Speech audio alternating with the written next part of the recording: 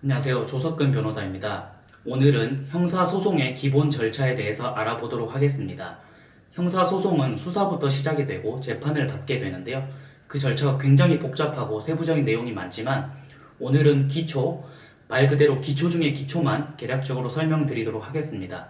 자세한 세부 절차는 이후에 별도의 영상으로 보여드리도록 하겠습니다. 일단 형사소송은 형사범죄의 피해자가 고소인이 고소장을 경찰에 접수함으로써 모든 게 시작이 됩니다. 내가 어떤 범죄의 피해자인데 이러이런 억울한 일을 당했다 라고 고소장을 써서 경찰에 내면 경찰이 1차 수사를 하게 됩니다. 경찰이 1차 수사를 한 다음에 검찰로 수사 자료를 넘기게 되는데요. 이런 중간 수사 자료를 검찰에 넘기는 것을 송치라고 합니다. 이렇게 경찰에서 검찰로 송치가 되면 검사가 2차 수사를 하게 되는데요. 검사는 가해자와 피해자 쌍방을 불러서 얘기를 들어볼 수 있고 또 서면 심사를 더 할 수도 있습니다. 이렇게 서류 조사를 더 해서 사람의 얘기를 듣고 서류 심사를 한 다음에 최종 결과 혐의가 없다고 판단이 되면 무혐의 처분을 바로 내리게 됩니다. 무혐의 처분을 내리면 고소인이 고소장을 접수했지만 형사 가해자, 다시 말해 피의자는 바로 무혐의 처분으로 모든 게 끝나게 되니까 형사 재판을 받지 않습니다. 하지만 검사가 혐의가 있다고 판단해서 법원에 재판을 넘기게 되는데 이때는 공소를 제기한다, 줄여서 기소한다 라고 표현을 합니다. 검사가 가해자가 혐의가 있다고 생각해서 공소를 제기하면 본격적으로 형사 재판이 시작이 됩니다. 민사소송에서는 원고가 소장을 접수함으로써 시작이 되지만 형사소송에서는 검사가 공소장을 접수함으로써 시작이 되는 겁니다.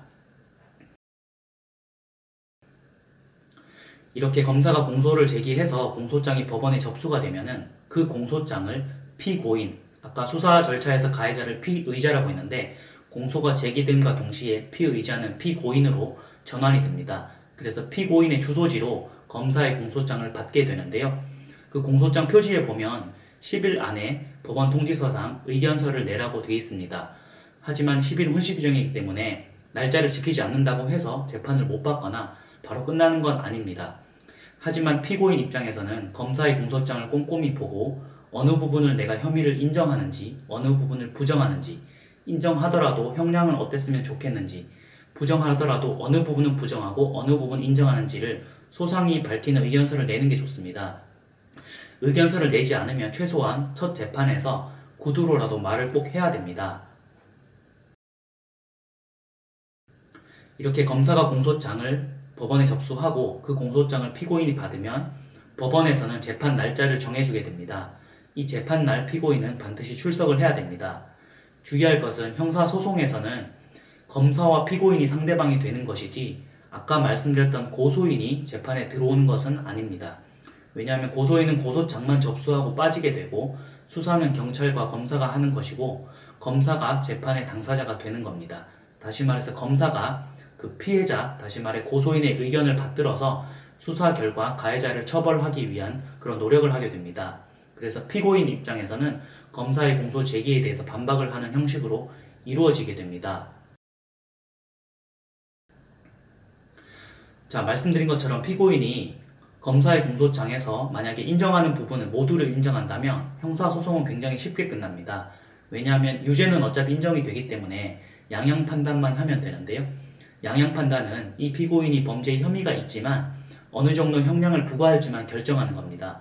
그러니까 형량만 결정하면 되기 때문에 피고인이 무죄를 주장하는 경우에 비해서는 재판이 빨리 끝난다는 뜻입니다.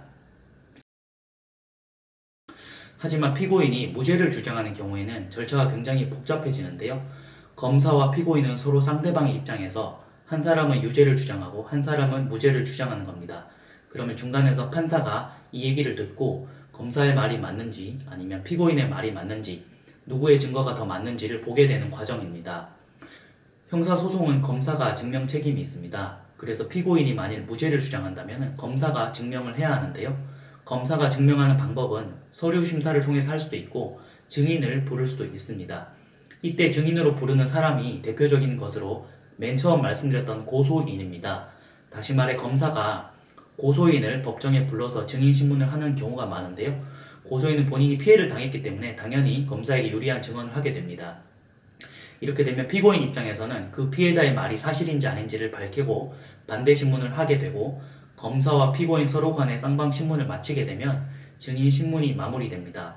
증인 신문이 마무리되고 다른 서류 심사도 모두 마무리가 되면 증거 조사를 마무리한다, 이렇게 표현을 하게 됩니다.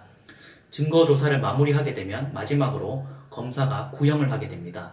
이 범죄자, 다시 말해 피고인이 얼마의 형을 받아야 됩니다 라고 검사의 의견을 밝히는 것을 구형이라고 하는데요. 검사가 구형을 하게 되면 마지막으로 피고인이 최후 진술을 하게 됩니다. 피고인은 최후 진술 과정에서 맨 처음 했던 모두 진술과 마찬가지로 공소 제기 사실, 다시 말해 혐의 사실에 대해서 부정한다 또는 인정한다를 표현을 하고, 구체적으로 어떤 부분이 억울하고 어떤 부분이 맞는지를 최종적으로 밝혀야 합니다. 이렇게 검사의 구형과 피고인의 최후 진술이 마무리가 되면 피고인 입장에서는 서류로 뭔가를 낼 수도 있는데요. 이것은 최후 진술 전에 낼 수도 있고 후에 낼 수도 있습니다. 이때 내는 서류를 변론 요지서라고 하는데요. 그동안에 변론했던 모든 진술을 요약해서 낸다는 뜻입니다. 피고인의 변론 요지서가 제출이 되고 나면 모든 변론이 마무리가 되고 판사님은 재판 선고 날짜를 지정하게 됩니다. 민사소송과 다르게 선고 날에는 피고인이 반드시 출석을 해야 합니다. 출석하지 않으면 괜한 구속사유가 될 수 있기 때문에 피고인 입장에서는 주의를 해야 하는데요.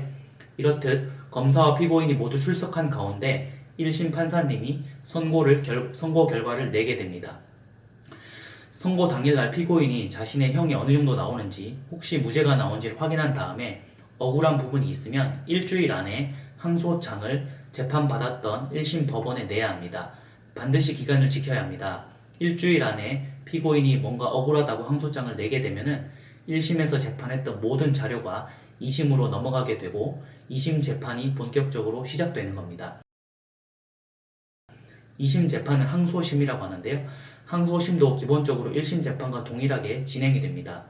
검사와 피고인이 어떤 부분이 억울한지 어떤 부분이 맞는지를 서로 간에 구두나 서면으로 밝히게 되고, 2심 재판에서는 1심 재판에서 판단했던 내용이 맞는지, 그리고 새롭게 추가될 증거가 있는지를 확인한 다음에 변론을 종결하고 똑같이 2심 선고를 내리게 됩니다.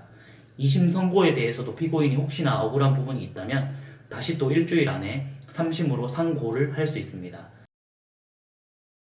상고를 하면 대법원에서 이 범죄자, 다시 말해 피고인에게 혐의가 인정되는지를 다시 한번 판단을 하고 그 3심의 결과 최종적으로 피고인의 유무죄 또는 형량이 확정이 되게 됩니다.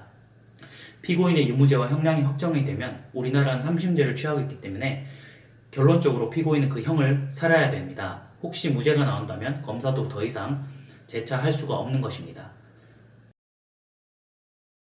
자, 다시 한번 정리를 하면 형사소송은 민사소송과 절차가 조금 다른데요.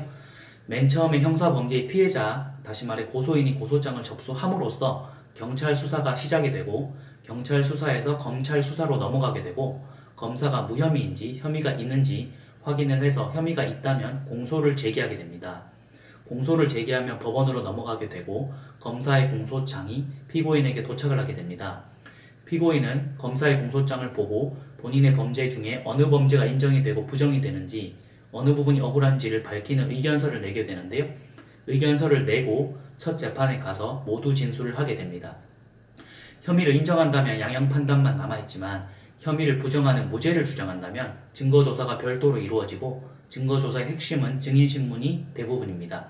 증인신문의 핵심은 다시 말해 고소인이, 다시 말해 피해자가 법정에 나와서 하는 경우가 많고, 이렇게 증거조사와 증인신문이 모두 이루어지면은 변론을 종결하게 되고 검사의 구형이 있게 됩니다.